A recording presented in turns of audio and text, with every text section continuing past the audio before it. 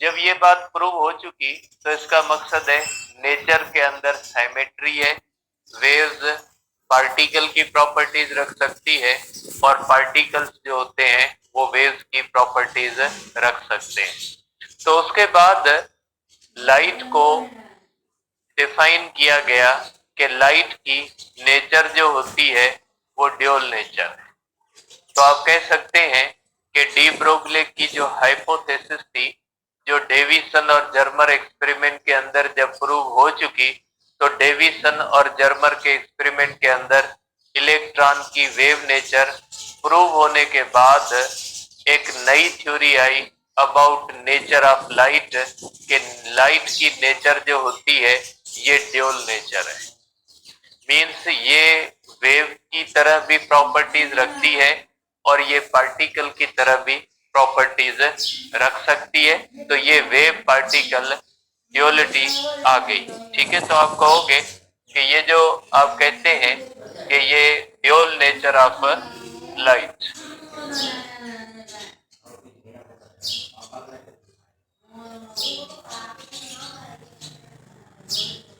Dual nature of light, के light की dual nature है बेटा, क्योंकि जो हमारे पास डबल स्लिट एक्सपेरिमेंट होता है या डायफ्रैक्शन के जो फ्रेस्नेल और फ्राउनहोफर के एक्सपेरिमेंट होते हैं, पोलराइजेशन का एक्सपेरिमेंट होता है, ये सब के सब एक्सपेरिमेंट कहते हैं कि लाइट की नेचर जो होती है वो वेव नेचर है। जबकि जो हमारे पास फोटो इलेक्ट्रिक इफेक्ट है, कम्पटन इफेक्ट है, पेयर प्रोडक्शन है, ये जो एक्सपेरिमेंट्स होते हैं ये हमें बताते हैं कि लाइट की जो नेचर है ये पार्टिकल नेचर है। और जो डी ब्रो की हाइपोथेसिस प्रूव होने के बाद अब ये बात बिल्कुल तय हो चुकी कि वेव पार्टिकल वाली प्रॉपर्टीज रख सकती है और जो पार्टिकल होता है वो वेव की प्रॉपर्टीज रख सकता है। तो अब आप इसको लाइट को इस तरह से डिफाइन कर सकते हैं कि लाइट हैज ड्यूल नेचर, कि लाइट को ड्यूल नेचर है, कि लाइट को पार्टिकल वाली नेचर भी है और लाइट को वेव की नेचर भी है। तो आप कह सकते हैं कि आप लाइट को दोनों नेचर के अंदर ले सकते हैं। तो आप यहाँ पे करोगे, तो आप यहाँ पे इस तरह से करोगे कि लाइट जो होती है, लाइट को ड्यूल नेचर है। आप कहोगे कि light has dual nature. Light को बेटा दोनों नेचर होती है, ठीक है। इन सम सर्कमस्टेंसेस,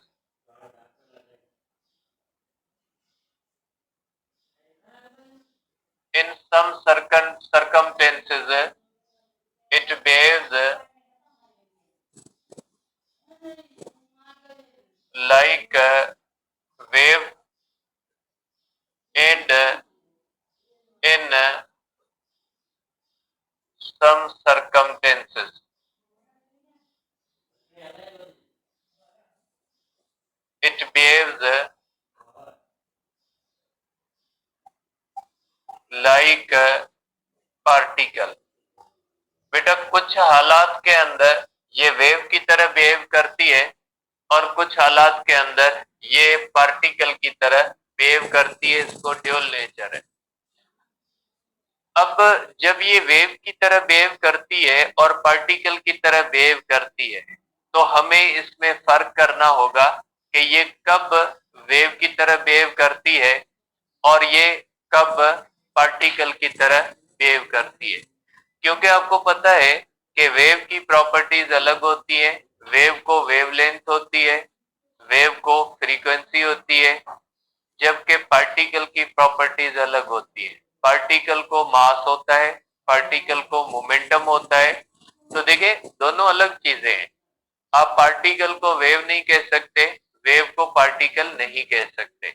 जब हम कहते हैं कि लाइट को ड्यूल नेचर है, तो इसका मतलब ये नहीं है कि वेव पार्टिकल है, पार्टिकल वेव है। इसका मतलब है कि वेव को पार्टिकल की प्रॉपर्टीज हो सकती है और पार्टिकल को वेव की प्रॉपर्टीज हो सकती है। जैसे कोई इंसान हो जिसमें जानवरों जैसी आदत हो, तो आप उसको इंसान ही कहोगे, लेकिन कहोगे ये वो इंसान है जिसमें जानवरों जैसी आदत है, वो जानवर जैसा नहीं बन जाएगा। लेकिन आप ये कहोगे कि उसके अंदर ये जो आदतें हैं वो जानवरों जैसी है। या बहुत सारे जानवर होते हैं जिनके अंदर इंसानों जैसी आदतें होती है, तो आप ये नहीं कहोगे वो इंसान बन गए हैं, आप ये कहोगे उनके अंदर आदतें जो है वो इंसानों जैसी है। तो इसी तरह से जब हम कहते हैं कि लाइट को ड्यूल नेचर है, तो हमें ये तय करना पड़ेगा कि वो जब वेव की तरह बिहेव करेगी तो कब वेव की तरह बिहेव करेगी, क्योंकि वेव की तो प्रॉपर्टीज अलग होती है और पार्टिकल की प्रॉपर्टीज अलग होती है। अब वेव और पार्टिकल को आपस में जोड़ा था डी ब्रो की हाइपोथेसिस ने। डी ब्रो की हाइपोथेसिस वो पहली हाइपोथेसिस है जिसने वेव और पार्टिकल को आपस में लिंक किया था। आप देख सकते हैं कि इसने कैसे लिंक किया था।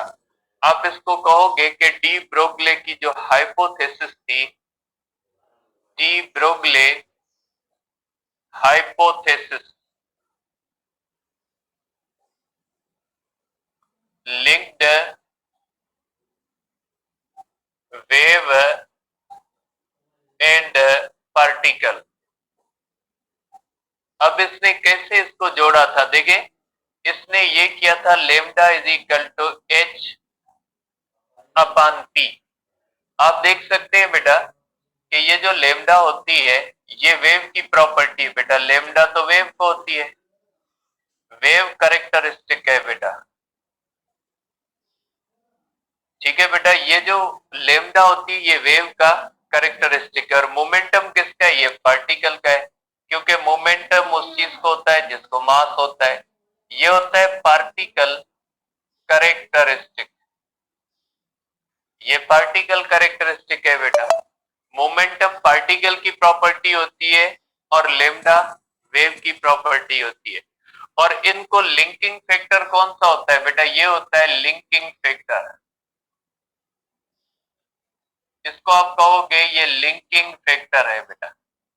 ये जो प्लांक्स कांस्टेंट है ये लिंकिंग फैक्टर है। प्लांक्स कांस्टेंट वो फैक्टर होता है बेटा, प्लांक्स कांस्टेंट वो चीज है जो वेव और पार्टिकल को आपस में लिंक कर रहा है।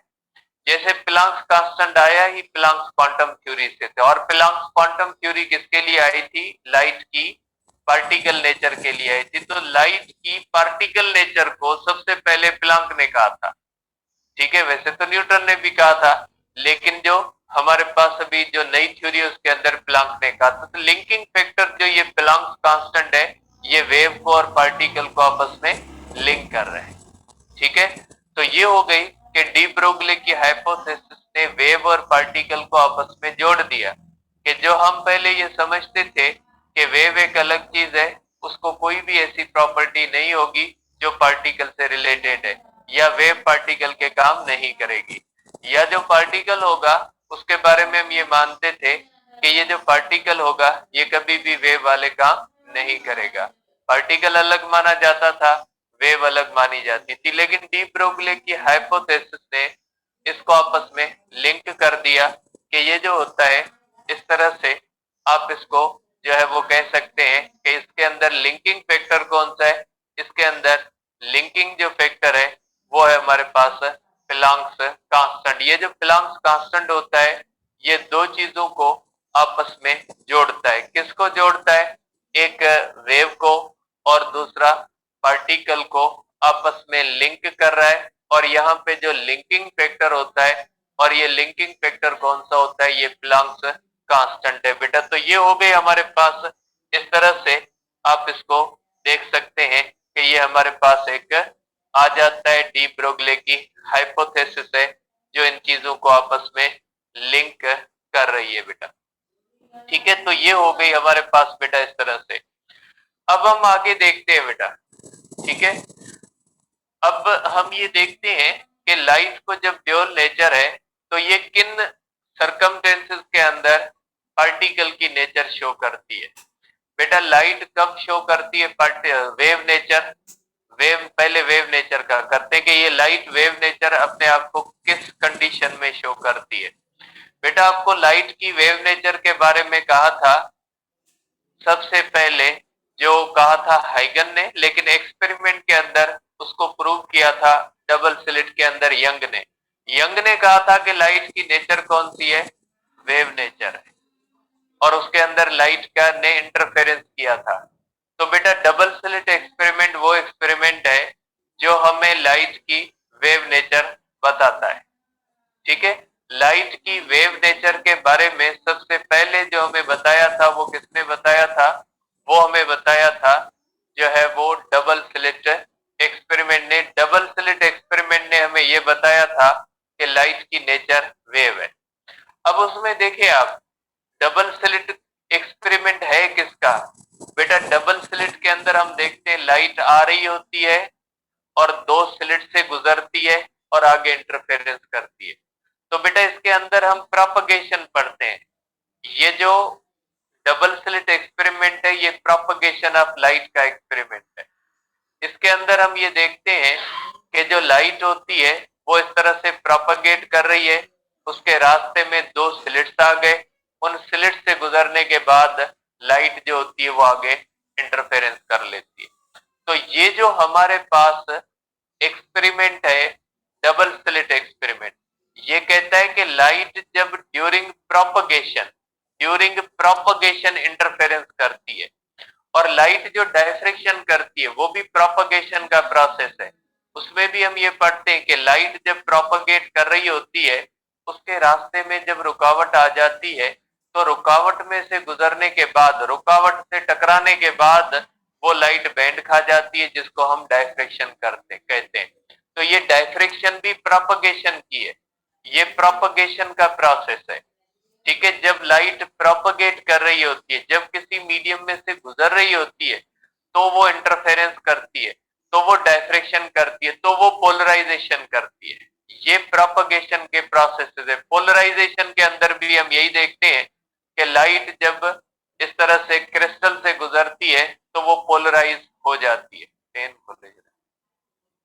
तो इस तरह से ये जो पोलराइजेशन होती है, ये पोलराइजेशन भी किसका प्रोसेस होता है, ये पोलराइजेशन जो है ये भी प्रोपगेशन का प्रोसेस है। तो आप कह सकते हैं कि लाइट जब एक मीडियम में प्रोपगेट कर रही होती है तो प्रोपगेशन के दौरान लाइट क्या करती है, इंटरफेरेंस कर सकती है। लाइट जो होती है वो डायफ्रेक्शन भी कर सकती है, लाइट जो होती है वो पोलराइजेशन, और जब प्रोपगेट करती है तो आप देखें वेव की तरह होती है।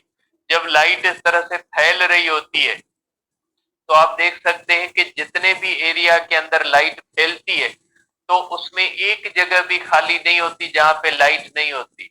बिल्कुल आवाज की तरह, जैसे जो साउंड होता है वो जिस जिस एरिया तक पहुंचता है वहां तक वो कंटिन्यूस होता है, हर जगह पे वो आवाज होती है।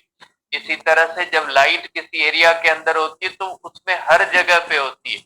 तो ड्यूरिंग प्रोपगेशन लाइट बिहेव करती है लाइक अ वेव। ठीक है, तो आप कहोगे कि लाइट हैज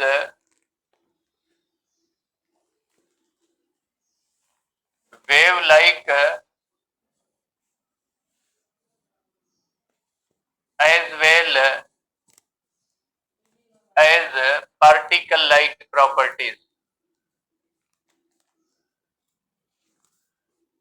इसको वेव लाइक और पार्टिकल लाइक प्रॉपर्टीज है। ठीक है, during propagation, during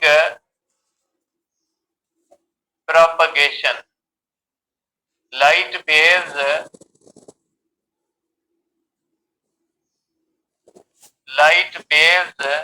as wave।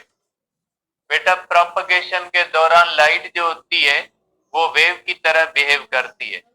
तो फिर पार्टिकल की तरह कब बिहेव करती है, बेटा देखें फोटो इलेक्ट्रिक इफेक्ट में क्या होता है, अल्ट्रावायलेट लाइट आती है, फोटॉन एब्जॉर्ब होता है।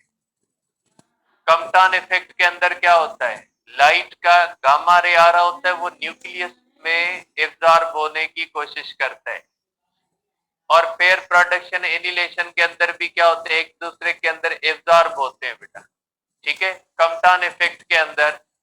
और आप देख सकते हैं पेयर प्रोडक्शन के अंदर, एनिलेशन के अंदर और फोटो इलेक्ट्रिक इफेक्ट के अंदर, यहाँ पे ये इलेक्ट्रॉन की एब्जॉर्प्शन का प्रोसेसेस होते हैं। फोटो इलेक्ट्रिक इफेक्ट में टोटल इलेक्ट्रॉन एब्जॉर्ब होता है, और जो कम्पटन इफेक्ट होता है उसमें part of the photon absorb होता है। और पेयर प्रोडक्शन और एनिलेशन एक अलग प्रोसेस में टोटल एब्जॉर्प्शन हो जाती है या एमिशन होती है। तो आप देख सकते हैं कि ये वो प्रोसेसेस हैं जिनके अंदर लाइट का जो है वो इमिशन या एब्जॉर्प्शन हो रही है। तो photo electric effect emission absorption का प्रोसेस है। कम्पटन इफेक्ट पेयर प्रोडक्शन, इसके अंदर लाइट जब इमिट और एब्जॉर्ब हो रही होती है तो वो बिहेव करती है लाइक अ पार्टिकल। तो आप कहोगे कि जब लाइट किसी चीज के अंदर इमिट होती है या किसी चीज से इमिट होती है या किसी चीज में एब्जॉर्ब होती है तो वहां पे वो फोटो इलेक्ट्रिक इफेक्ट करती है, कम्पटन इफेक्ट करती है, पेयर प्रोडक्शन एनिलेशन करती है। प्रोपगेशन के दौरान वो इंटरफेरेंस करती है, डायफ्रेक्शन करती है। प्रोपगेशन के दौरान उसके अंदर वेव प्रॉपर्टीज हैं, और इमिशन या एब्जॉर्प्शन के दौरान उसको पार्टिकल लाइक प्रॉपर्टीज होती है। तो आप कहोगे कि during emission and absorption light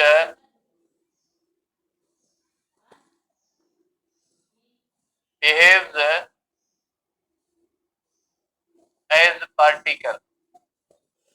बेटा लाइट जो होती है वो पार्टिकल की तरह बिहेव करती है, लेकिन ये बात याद रखिएगा बेटा कि जहां पे लाइट वेव की तरह बिहेव करेगी वहां पे कंप्लीटली वेव की तरह बिहेव करेगी, जहां पे पार्टिकल की तरह बिहेव करेगी वहां पे कंप्लीटली पार्टिकल की तरह करेगी। ऐसा नहीं होगा कि एक ही टाइम पे वेव आपको पार्टिकल भी लगे और जो है वो वेव भी लगे। जहां पे वो पार्टिकल होगी वहां पे उसके अंदर कोई सिंगल चीज भी ऐसी नहीं होगी जो कहे कि ये वेव है।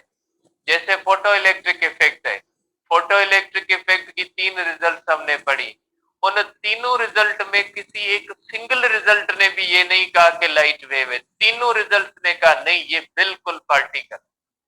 और डबल स्लिट एक्सपेरिमेंट के अंदर देखें, उसके अंदर कोई सिंगल चीज भी नहीं कहती कि लाइट पार्टिकल, उसके अंदर जितनी भी चीजें होती है वो कहती है कि लाइट वेव है। तो जब लाइट इंटरफेरेंस कर रही होती है तो वहां पे ऐसा लगेगा कि उसकी कोई भी ऐसी चीज नहीं है जो पार्टिकल की तरह हो। जब लाइट पार्टिकल की तरह फोटो इलेक्ट्रिक इफेक्ट कर रही होती है तो एक सिंगल चीज भी हमें नहीं लगती जो कहे कि लाइट जो है वो वेव है। तो आप कहेंगे कि जो लाइट होती है, ये जो लाइट होती है, ये लाइट एक साथ में दोनों नेचर को शो नहीं करेगी। या तो वो अपने आप को बिहेव करेगी लाइक अ वेव, या तो वो बिहेव करेगी लाइक अ पार्टिकल, एक साथ दोनों नेचर शो नहीं करेगी। ठीक है, आप इसके बारे में कह सकते हैं कि एक साथ, ठीक है, एक साथ वेव लाइक और particle like properties show light नहीं करेगी। Light can not show both wave-like and particle-like properties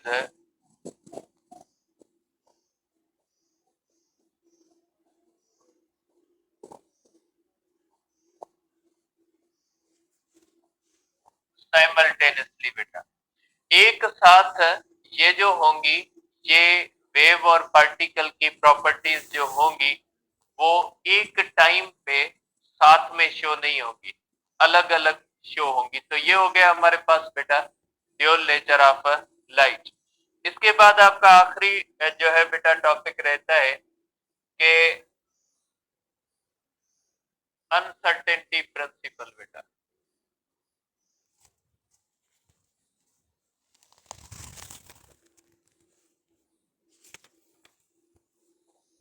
ठीक है। अनसर्टेनिटी प्रिंसिपल बेटा, ये आपको पता है कि अनसर्टेनिटी प्रिंसिपल हेजनबर्ग ने दिया था और इसको आप हेजनबर्ग अनसर्टेनिटी प्रिंसिपल कह सकते हैं। जैसे नाम से जाहिर है बेटा कि अनसर्टेनिटी का मकसद है जिस चीज के अंदर 100% एक्यूरेसी न हो, जिसके अंदर डाउट हो, उसको हम कहते हैं अनसर्टेनिटी। जिसके अंदर हमें रिजल्ट के ऊपर शक हो कि इसके अंदर हम रिजल्ट एक्यूरेट नहीं ले सकते, तो उसको अनसर्टेनिटी कहते हैं। तो ये अनसर्टेनिटी प्रिंसिपल होता क्या है? अनसर्टेनिटी प्रिंसिपल मैंने आपको पहले भी बताया है बेटा, जो बुक्स में लिखा हुआ है वो अजीब तरह से लिखा हुआ है, ठीक है। जो इसका सेंस है ये बहुत बड़ा प्रिंसिपल है, इतना छोटा प्रिंसिपल नहीं है जितना बुक्स में लिखा हुआ है। तो इसको समझने की कोशिश कीजिएगा कि इसका असल मकसद क्या है। इसके बुक्स के अंदर जो एक्सप्लेनेशन दी गई है वो सिर्फ इसके कॉन्सेप्ट को समझाने के लिए दी गई, तो आप कॉन्सेप्ट समझे, एक्सप्लेनेशन को। वैसे भी एक ट्रेंड बन गया है, एक ट्रेंड बन गया है जो मुझे समझ में नहीं आता कि बच्चे मैसेज करते हैं कि सर टॉपिक तो समझ गए लेकिन बुक में पता नहीं क्या लिखा हुआ। जब आप टॉपिक समझ गए तो आपसे ये तो पीएमसी वाले नहीं कहेंगे बुक पढ़ के हमें बताओ कि इसके अंदर क्या है। जब आप टॉपिक समझ गए कि फोटो इलेक्ट्रिक इफेक्ट है, जैसे उस फोटो इलेक्ट्रिक इफेक्ट का मतलब क्या है, उसकी चीजें क्या है, उसका कॉन्सेप्ट क्या है, जब आप समझ गए तो बात खत्म हो गई। तो फिर ये कोई क्या बात बनती है कि सर उसमें इस लाइन की मीनिंग नहीं आती, उस लाइन की क्यों आके इन चीजों के अंदर फंसे हो खुदा के बंदे। जब आपको कॉन्सेप्ट आता है तो आपको सब कुछ आता है। जब आपको कॉन्सेप्ट नहीं आता तो ना कॉन्सेप्ट के सिवा अगर आप बुक की मीनिंग भी याद कर लोगे ना, अगर उनको हाफिज भी बन जाओगे ना उनके, जिस तरह से कि आप उनको टोटली रट्टा लगा लो तीनों चारों बुक्स को लाइन बाय लाइन, तो फायदा नहीं होना। फायदा अपने कॉन्सेप्ट से होना है। जब आप चीज समझ जाते हो तो ये चीज मीनिंगलेस बन जाती है कि उस लाइन की आपको मीनिंग आती है नहीं आती। असल कॉन्सेप्ट होता है, चीज आप समझ गए। बुक को, बुक की एक्सप्लेनेशन ही ये होती है, बुक को एक्सप्लेन करने के लिए यहाँ पे करते हैं। अगर बुक की मीनिंग करनी होती तो पेज लगा के यहाँ पे आपको मीनिंग बता देते, फिर यहाँ पे दिमाग क्यों खपाते। तो बेटा हेजनबर्ग अनसर्टेनिटी प्रिंसिपल बड़ा प्रिंसिपल है, ये इतना छोटा नहीं है, लेकिन इसका जो बेसिक कॉन्सेप्ट है वो मैं आपको बता देता हूँ। ये जो हेजनबर्ग अनसर्टेनिटी प्रिंसिपल है, ये रिजल्ट किसकी है? ये रिजल्ट है डी ब्रोगले की हाइपोथेसिस। जो डी ब्रोगले की हाइपोथेसिस है उससे कॉन्सेप्ट आता है किसका? अनसर्टेनिटी का। अब क्या होता है तो इसको देखते हैं कि ये क्या होता है या इसका मतलब क्या होता है। देखिए बेटा, uncertainty principal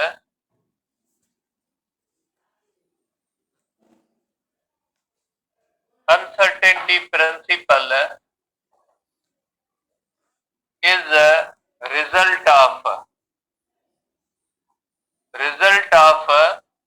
de Broglie hypothesis.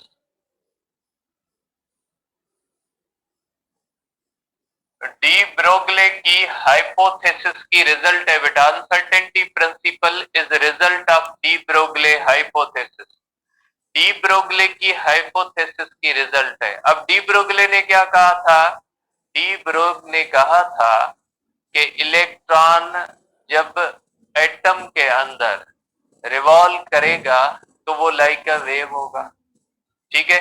अब ये डी ब्रोगले ने कहा था, ये डी ब्रोगले और पिक्चर एग्री डाउनलोड करो।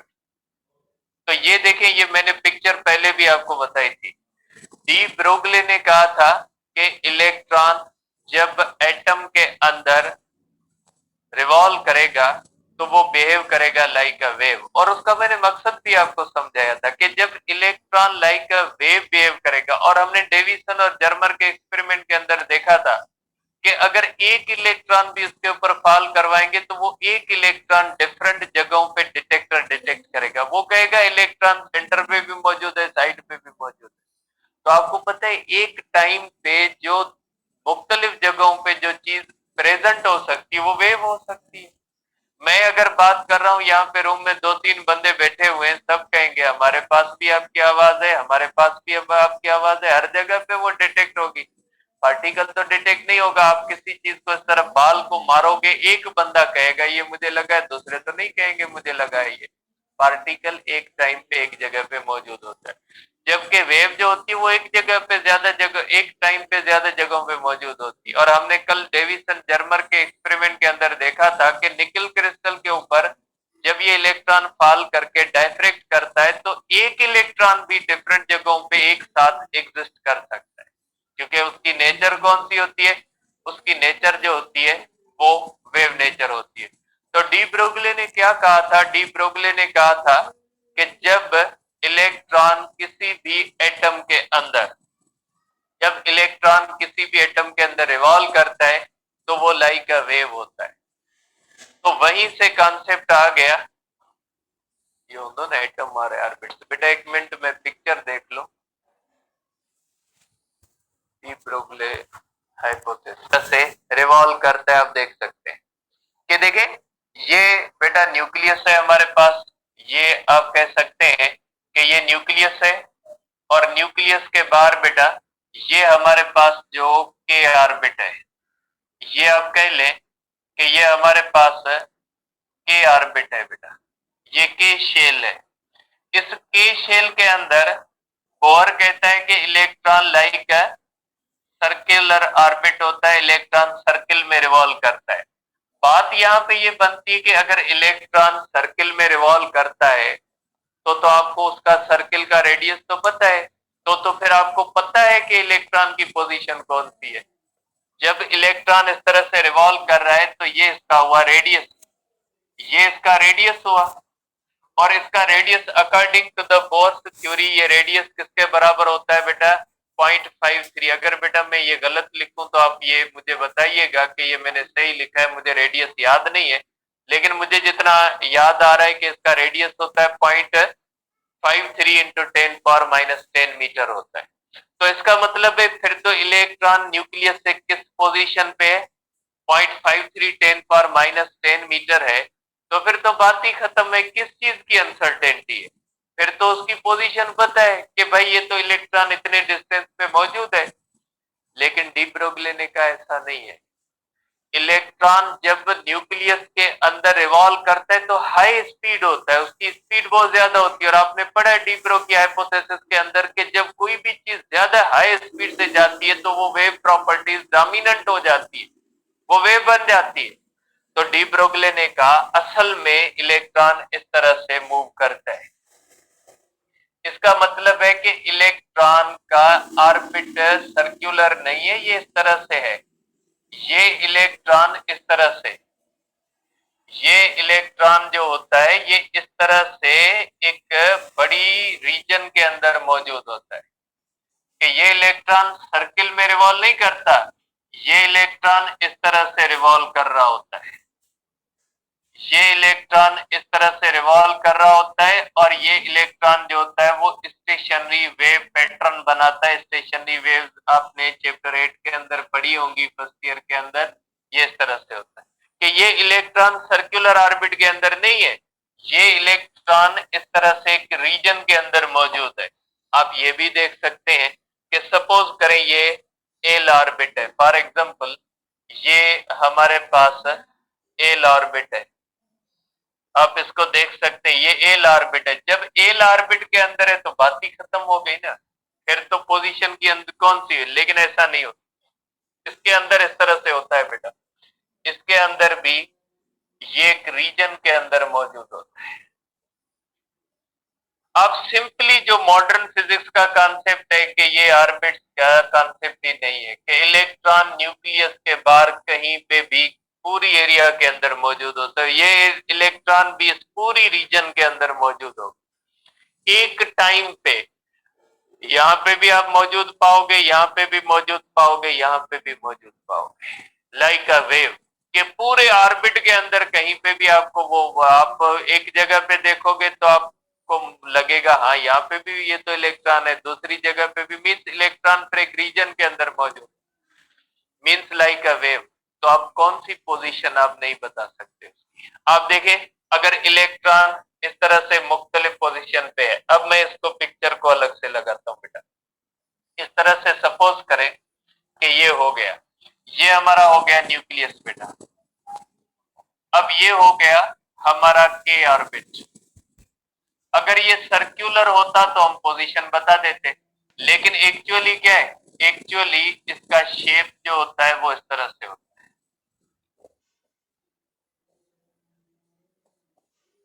ये इस तरह से होता है। अब आप इसकी पोजीशन क्या बताओगे, ये तो इस पूरी रीजन के अंदर कहीं पे हो सकता है।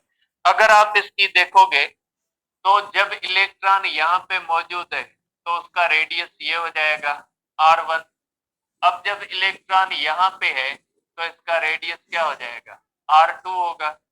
अगर आप R2 लोगे तो इस हिसाब से पोजीशन गलत हो जाएगी, अगर R1 लोगे तो इस हिसाब से पोजीशन गलत हो जाएगी। फिर तो इलेक्ट्रॉन की एक ही पोजीशन है ही नहीं। जब इलेक्ट्रॉन यहाँ पे है तो इसका रेडियस और दूसरा बन जाता है, R3 बन जाता है। तो इलेक्ट्रॉन कहीं पे इधर होता है, कहीं पे, ये तो पूरे एरिया के अंदर मौजूद होता है। तो क्या होता है कि इसकी पोजीशन को आप एक्यूरेटली मेयर नहीं कर सकते, क्योंकि वो हर जगह पे मौजूद होता है। तो आप उसकी क्या पोजीशन बताओगे। जैसे मैं आपको एक एग्जांपल देता हूँ कि हमारा मजहबी बिलीफ है कि अल्लाह ताला हर जगह पे मौजूद है, तो आप अल्लाह ताला की क्या पोजीशन बताओगे कि अल्लाह ताला यहाँ पे है, वहां पे नहीं है, वहां पे है, वहां पे नहीं है, ऐसे तो नहीं कह सकते। हमारा ये अकीदा है कि अल्लाह ताला हर जगह पे मौजूद है। जब अल्लाह ताला हर जगह पे मौजूद है और साइमल्टेनियसली एक ही जगह पे, एक ही टाइम पे मौजूद है, तो आप लोकेशन नहीं बता सकते कि इस पोजीशन पे, इस पोजीशन पे मौजूद है अल्लाह ताला, इस पोजीशन पे मौजूद है, इस पोजीशन पे मौजूद नहीं। वो उस चीज की आप बता सकते हो जो एक ही जगह पे हो। जैसे ये पेन है, इसकी आप पोजीशन बता सकते हो कि ये इस जगह पे। तो इसी तरह से जब एक चीज वेव की तरह या वो हर जगह पे मौजूद होती है ना, तो उसकी पोजीशन नहीं बताई जाती। जैसे मेरी आवाज है, ये एक एरिया के अंदर मौजूद है, क्या बताओगे उसकी पोजीशन क्या है। आप बता सकते हो उसकी पोजीशन कौन सी है, नहीं बता सकते। यहाँ पे अगर 3-4 बंदे बैठे हुए हैं, मैं बात कर रहा हूँ, एक बंदा मुझसे 10 मीटर दूर बैठा है, दूसरा 5 मीटर दूर बैठा है, तीसरा 20 मीटर दूर है। मैं बोल रहा हूँ, वो तो सुन रहे हैं। वो 20 मीटर वाला कहेगा ये आवाज मेरी पोजीशन पे मौजूद है, 10 मीटर वाला कहेगा मेरी पोजीशन पे मौजूद है, 1 मीटर वाला कहेगा मेरी पोजीशन पे मौजूद है। तो फिर आप क्या कहोगे कि इसकी आवाज की पोजीशन कौन सी है। अगर आप कहोगे आवाज की पोजीशन 20 मीटर है तो वो भी गलत है, आप कहोगे 10 मीटर है तो वो भी गलत है, आप कहोगे 1 मीटर है तो वो भी गलत है। तो आप क्या कहोगे कि उसकी पोजीशन क्या होती है।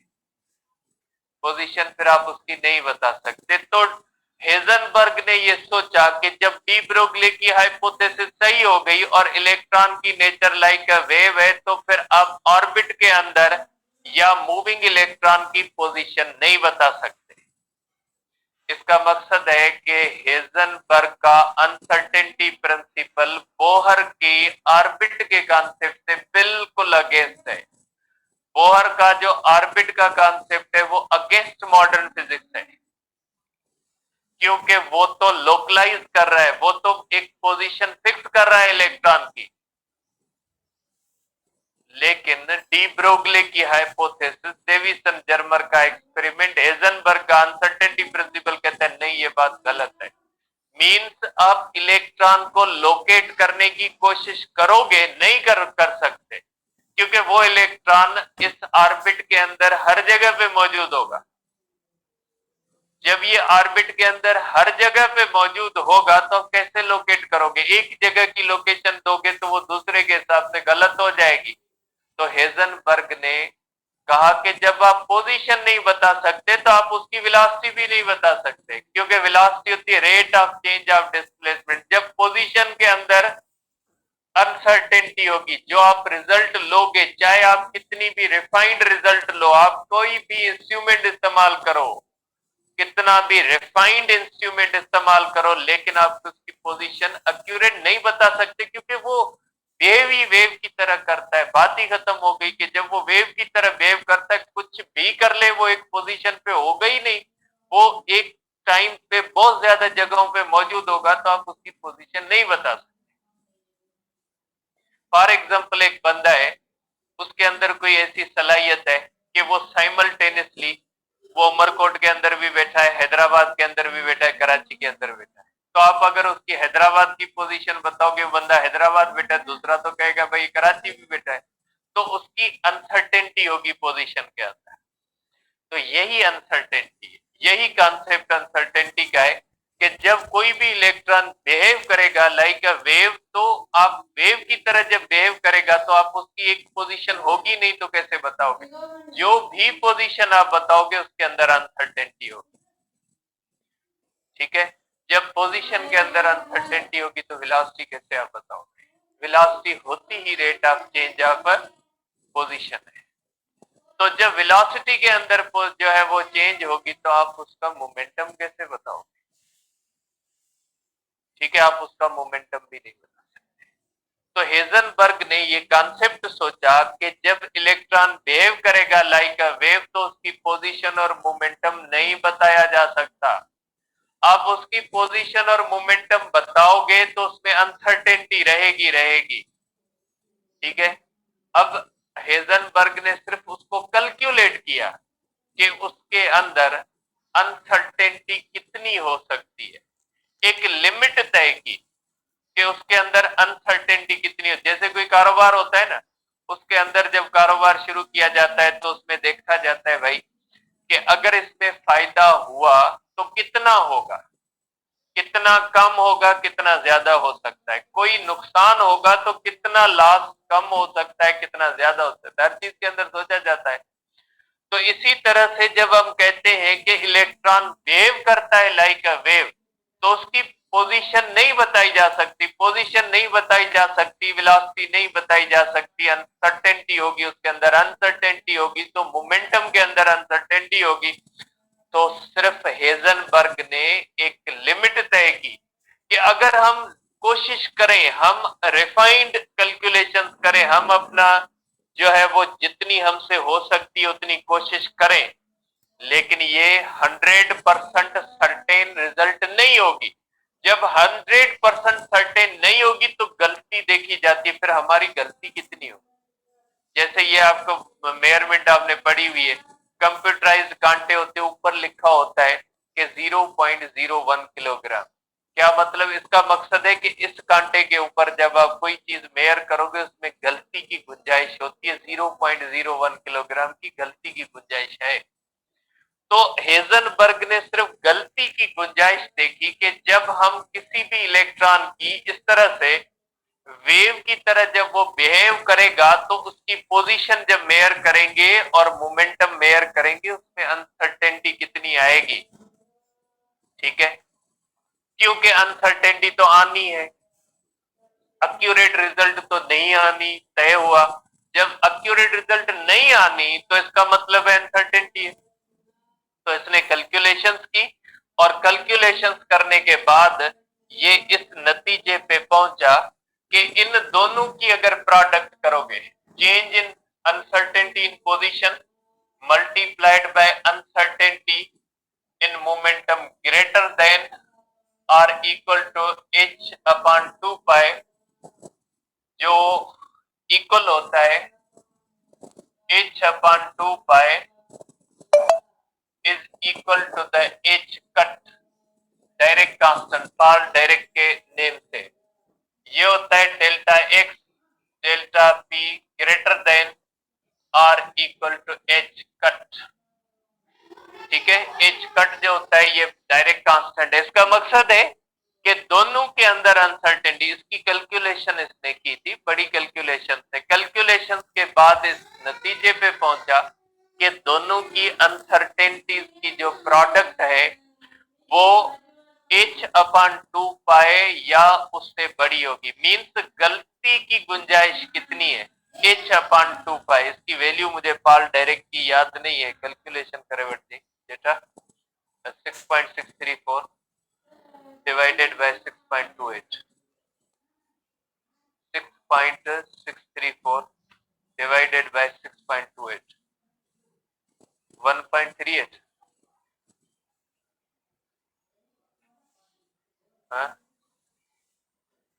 No, no, 6.634 divided by 6.28. बोलो ಇದು 1 का मत है 1.1.05. बेटा ये जो एच कट होता है, एच कट की वैल्यू हो जाएगी 6.634 इंटू 10⁻−34 अपान हो जाएगा 6.28. तो ये हो जाएगा एच कट की वैल्यू होगी 1.05 10⁻−34. इसका मतलब क्या हुआ? इसका मतलब ये हुआ कि आपकी जितनी भी कोशिश करो आप भले कुछ भी कर लो, लेकिन आपकी कम से कम गलती जो आएगी ना इन दोनों के अंदर वो आएगी 1.05 10⁻−30. इससे कम गलती आपकी नहीं हो सकती. इसने तय किया कि जो हमें गलत रिजल्ट मिलेगी हमारी गलती कितनी होगी. तो इसने कहा कि इन दोनों के अंदर जो अनसर्टेनिटी है, दोनों के अंदर जो गलती है, उन दोनों गलतियों की प्रोडक्ट जो होगी वो कितनी हो जाए? कम से कम 1.05 10⁻³ होगी. इससे कम नहीं हो. आप कुछ भी कर लें, आप मोमेंटम को और पोजीशन को कितना भी एक्यूरेट मेयर करने की कोशिश करें, लेकिन उनमें गलती आएगी. और वो गलतियों की जो दोनों की प्रोडक्ट होगी वो कम से कम इतनी होगी या इससे ज्यादा हो सकती है. वो तो डिपेंड करता है आपके एस्टिमेट. इसमें ज्यादा मतलब हो सकती है क्योंकि greater than equal to mean कम से कम गलती की गुंजाइश कितनी होगी इतनी. ये अनसर्टेनिटी का कॉन्सेप्ट है. अब इसको हम क्या कहते हैं? आम तरह से हम कहते हैं पोजीशन को एक्यूरेट करो, मोमेंटम इनएक्यूरेट होगा. ये कोई नहीं होता, ऐसे नहीं होता. ये तो एक प्रोडक्ट है. जाहिर सी बात है एक प्रोडक्ट सही करोगे तो दूसरा फैक्टर जो होगा, जब आपको तय है कि फॉर एग्जांपल एक फैक्टर 2 है इंटू 4 इज इक्वल टू 8 है. अब इसको अगर कांस्टेंट रखना है तो 2 को बढ़ा के 4 करोगे, तो 4 को कम करके 2 करोगे तो 8 आएगा. ये तो वही बात हुई. ये जस्ट ये प्रोडक्ट को कहने का तरीका है, ये कोई प्रिंसिपल नहीं है. प्रिंसिपल ये है कि देखिए सिंपल सी बात, जब इन दोनों की प्रोडक्ट इतनी आनी है तो जाहिर सी बात है अगर इसकी पोजीशन की गलती कम होगी तो मोमेंटम की गलती बढ़ेगी, तब उनकी प्रोडक्ट क्या होगी. जैसे ये पोजीशन की अगर गलती 2 है और मोमेंटम की गलती अगर 4 है तो दोनों की प्रोडक्ट आई 8. ये तो कांस्टेंट रहनी है क्योंकि हेजनबर्ग ने फिक्स कर दिया कि भाई ये तो कांस्टेंट आनी है, इससे इधर उधर नहीं होना. तो अगर पोजीशन की गलती 4 हो गई तो मोमेंटम की गलती क्या हो जाएगी? 2 करनी पड़ेगी, तब जाके 8 आएगा ना. मींस एक की एक्यूरेसी बढ़ेगी तो दूसरे की एक्यूरेसी क्या होगी? कम होगी. ये कोई बात नहीं होती, ऐसे ही बोलते हैं, पता नहीं क्यों बोलते हैं. तो ये एक प्रोडक्ट को इस तरह से करने का तरीका होता है. सिंपल ये कि पोजीशन की तब्दीली और पोजीशन की जो अनसर्टेनिटी और मोमेंटम की अनसर्टेनिटी, दोनों की जो प्रोडक्ट है उसके ऊपर हेजनबर्ग ने एक लिमिट लगाई कि हेजनबर्ग ने कहा कुछ भी कर लो, क्योंकि डी ब्रो की हाइपोथेसिस प्रूव हो चुकी कि electron based like a wave, तो उसने कहा कुछ भी कर ले भाई, आपकी गलतियों की प्रोडक्ट जो होगी वो कम से कम इतनी होगी या इससे ज्यादा होगी. इससे कम गलती आप नहीं जो है वो ले सकते, कुछ भी कर ले. ये हो गई अनसर्टेनिटी. ठीक है. और ये कॉन्सेप्ट है इसका कि ये, और फिर हम इसको कहते हैं कि डेल्टा एक्स अगर कम होगा तो डेल्टा भी बढ़ेगा. सिंपल सी बात है ना. जैसे एंगुलर मोमेंटम के अंदर आप क्या कहते हो कि एंगुलर मोमेंटम जो होता है ये होता है एम वी आर. वी होता है R omega M R square omega. Angular momentum ये होता है आई ओमेगा. ठीक है. अगर ये कांस्टेंट होता है, आपने चैप्टर 5 के अंदर पढ़ा है कि अगर एंगुलर मोमेंटम कांस्टेंट होता है, जैसे वो आखिरी नहीं एग्जांपल होता है कि ये जो एक्रोबेट्स और सोमरसॉल्ट ये जो पानी के अंदर छलांग लगाते हैं, हाथ पांव इस तरह से फैलाते हैं तो स्लो हो जाते हैं, हाथ पांव क्लोज करते हैं तो फास्ट हो जाते हैं, इसलिए कि एंगुलर मोमेंटम कांस्टेंट होता है और हाथ पांव बढ़ाने से आय बढ़ जाएगा, आय बढ़ जाएगा तो ओमेगा क्या हो जाएगा, कम, क्योंकि इनकी प्रोडक्ट क्या है, कांस्टेंट है। वही सेम बात ये है जो हम कॉमनली कहते हैं कि डेल्टा एक्स बढ़ेगा डेल्टा पी कम होगा, डेल्टा पी बढ़ेगा डेल्टा एक्स कम। ये प्रिंसिपल नहीं है, प्रिंसिपल ये प्रिंसिपल कहता है कि जब इलेक्ट्रॉन वेव करता है लाइक अ वेव, तो उसकी पोजीशन नहीं बता सकते। आप कुछ भी कर लें, आप सर फाड़ लें, कुछ भी कर लें, आप नहीं पोजीशन बता, क्योंकि वो तो वेव है, आप उसकी क्या पोजीशन बताओ।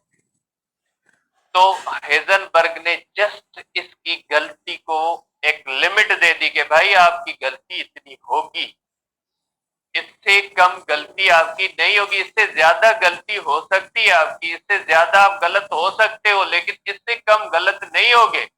और सिंपल सी बात है, जब गलतियों की प्रोडक्ट कांस्टेंट उसने कर ली तो एक गलती बढ़ेगी तो दूसरी गलती कम होगी। ये तो प्रोडक्ट का रूल है, ये कोई हेजनबर्ग का रूल नहीं है, ये प्रोडक्ट का रूल है। एक प्रोडक्ट के अंदर एक चीज बढ़ेगी तो दूसरी तो कम होनी है, क्योंकि उसकी प्रोडक्ट जब कांस्टेंट हो गई।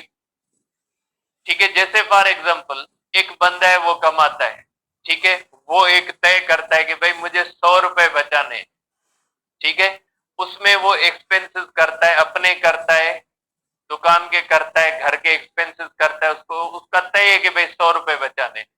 तो अगर उसको कभी बचत कम होगी तो वो क्या करेगा, या तो घर के खर्चे कम करेगा या दुकान के खर्चे कम करेगा, तब जाके वो क्या होगा, 100 रुपए होंगे। जब आप फिक्स कर देते हो कि आपने ये करना है, उसमें जो दोनों की प्रोडक्ट होगी, एक बढ़ेगी दूसरी कम हो जाएगी, तो ये हो गई अनसर्टेन।